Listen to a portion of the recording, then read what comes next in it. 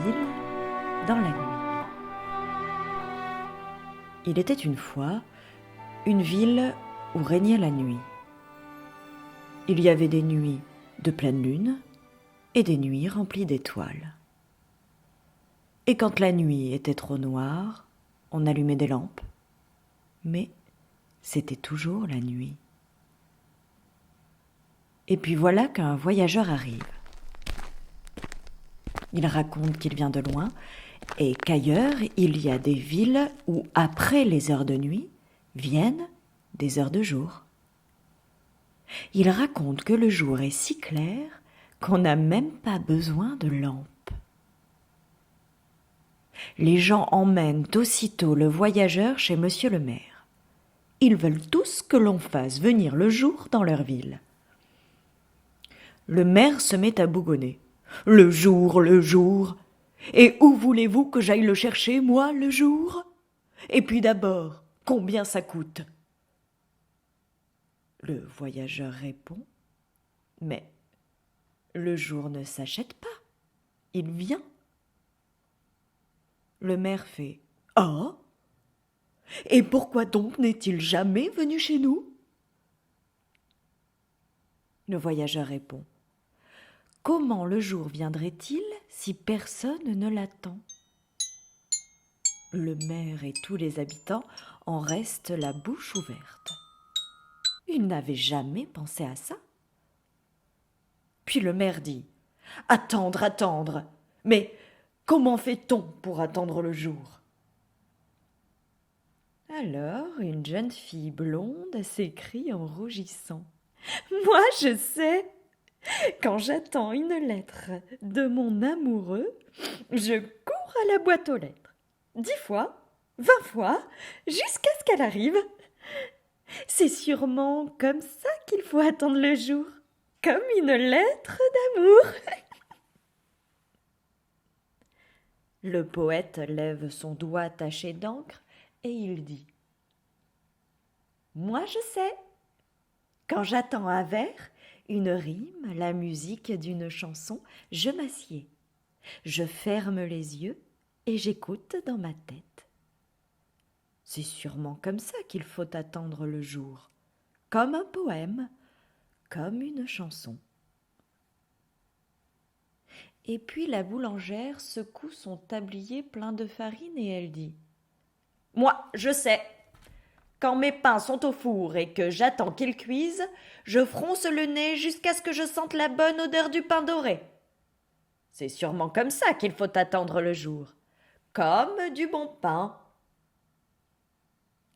Et tous, le jardinier et le maçon, la couturière, le pêcheur et l'épicier, le peintre et la maîtresse d'école, tous s'aperçoivent qu'ils savent comment attendre le jour.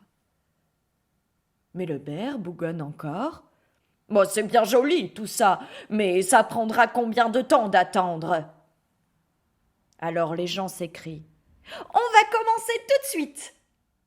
Et la petite fille blonde se met à courir 10 fois, 20 fois, jusqu'aux portes de la ville pour voir le jour qui arrive.